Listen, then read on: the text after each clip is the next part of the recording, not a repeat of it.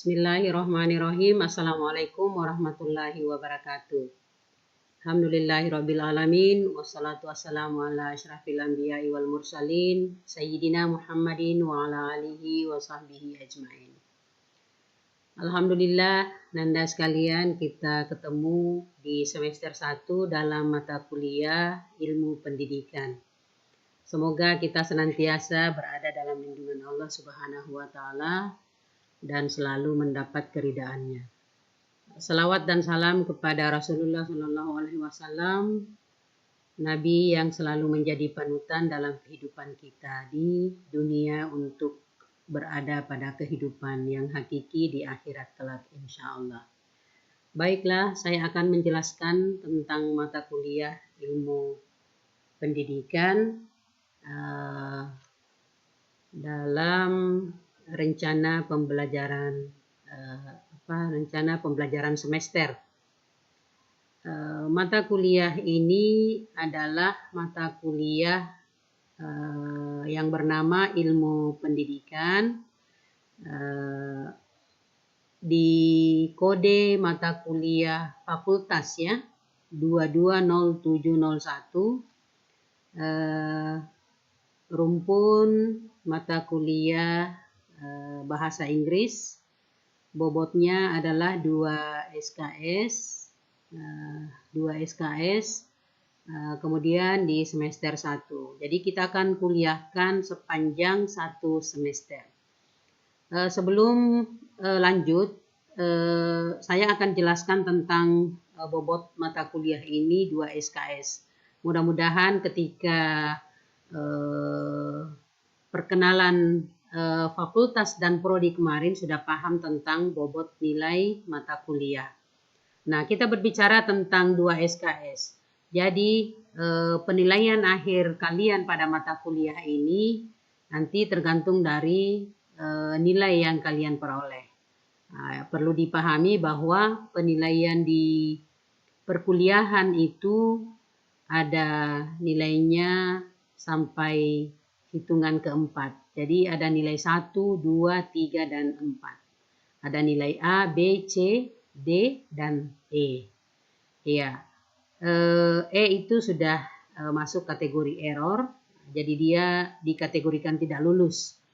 Nah, selanjutnya bahwa ketika kalian memperoleh nilai 1, maka itu harus dikali 2 dengan SKS yang ada pada mata kuliah tersebut. Jadi 1 kali 2 itu adalah nilainya 2. Kalau nilai yang kalian peroleh pada akhir semester itu adalah 2, maka dikali 2. Jadi 2 kali 2 4, seterusnya 3 kali 2 6, 4 kali 2 8. Nah, semakin tinggi nilai yang kita peroleh, maka semakin tinggi indeks prestasi yang akan kita capai. Nah, itu mudah-mudahan bisa dipahami. Berikutnya, dosen dalam mata kuliah ini ya adalah saya, dosen koordinator mata kuliah. Jadi ada beberapa kelas biasanya sebagai koordinator saya adalah ya bisa dilihat namanya Dr. Badriah MAG. Kemudian yang langsung mengajar di kelas kalian juga adalah saya. Nah, ketua prodinya adalah Ibu Amalia Yahya SEM Home. Nah, baik, kita akan lihat dalam rencana pembelajaran semester ini ada capaian prodi. Ya, nanti bisa dilihat ada beberapa poin. Yang pertama, bertakwa kepada Tuhan Yang Maha Esa dan mampu menunjukkan sikap religius. Nah, itu yang paling penting dalam setiap, saya kira di khusus untuk prodi bahasa Inggris, ya itu memang sudah ada secara paten tentang capaian pembelajaran prodi.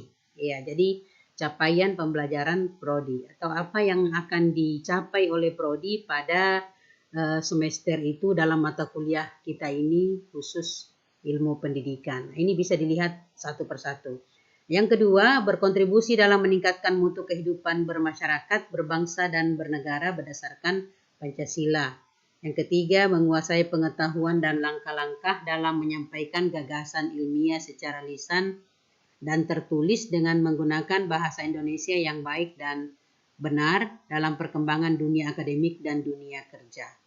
Yang keempat, mampu berpikir kritis, logis, kreatif, inovatif, dan sistematis dalam memecahkan masalah. Nah, yang penting juga diperhatikan ya, saya kira ini yang poin keempat, sebagai penuntut ilmu atau pengetahuan ya memang harus memiliki sikap-sikap yang berpikir kritis, logis, kreatif, inovatif, dan sistematis. Ya, jangan tidak ada dasarnya ketika memecahkan masalah. Nah, yang kelima, menguasai pengetahuan dan langkah-langkah integrasi keilmuan. Nah, ini agama dan sains sebagai paradigma keilmuan. Nah, di IAIN Palopo atau khususnya katakanlah secara umum di perguruan tinggi keislaman agama, di perguruan tinggi PTKIN, perguruan tinggi keagamaan Islam negeri, yang menjadi slogan itu adalah menguasai pengetahuan yang integrasi keilmuan. Yang dimaksud integrasi keilmuan itu adalah bagaimana antara agama dan sains itu bisa terintegrasi. Nah, itu jangan dilupakan, kita tidak ada dikotomi ya, tidak ada dikotomi dalam ilmu. Ya, jadi ada integrasi keilmuan. Kita di bahasa Inggris tapi tetap akan belajar tentang agama. Nah, itu yang perlu dipahami. Nah, yang keenam, mampu mengkaji implikasi pengembangan atau implementasi ilmu pengetahuan dan teknologi yang memperhatikan dan menerapkan nilai humaniora sesuai dengan keahliannya berdasarkan kaidah, tata cara, dan etika ilmiah dalam rangka menghasilkan solusi, gagasan, atau kritik. Nah, itulah beberapa capaian pembelajaran khusus basis prodi. Nah, kita lihat capaian mata kuliah itu sendiri. Nah, capaian mata kuliah ini adalah turunan dari capaian prodi yang ada di atas yang kita lihat tadi. Nah, berikutnya capaian mata kuliah yang pertama menguasai pengetahuan dan langkah-langkah integrasi keilmuan. Nah, itu tadi kembali lagi kepada integrasi keilmuan agama dan sains sebagai paradigma keilmuan. Yang kedua, menguasai secara mendalam karakteristik peserta didik dari aspek fisik, psikologis, sosial, dan kultural untuk kepentingan pembelajaran. Nah, ini diharapkan nanti para mahasiswa bisa mencapai target-target yang kita sebutkan ini ada 5 poin, sehingga ya ketika nanti menjadi guru bahasa Inggris, itu sudah bisa calon mahasiswa yang kelak akan bisa menjadi insya Allah guru ya atau pendidik, itu bisa menguasai karakteristik peserta didik.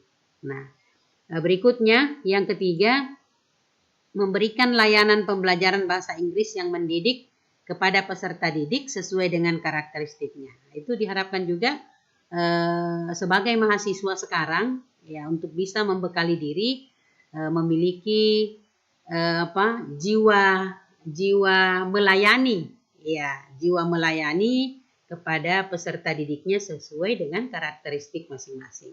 Yang keempat, menguasai landasan filosofis, yuridis, historis, sosiologis, kultural, psikologis, dan empiris dalam menyelenggarakan pendidikan dan pembelajaran bahasa Inggris. Ya, banyak hal yang memang harus dikuasai,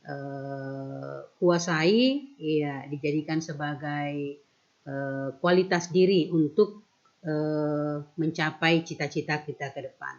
Nah, yang kelima adalah menerapkan teknologi informasi dan komunikasi dalam perencanaan pembelajaran, penyelenggaraan pembelajaran, evaluasi pembelajaran, dan pengelolaan pembelajaran bahasa Inggris. Nah, ini poin penting juga, apalagi sekarang ini kita berada pada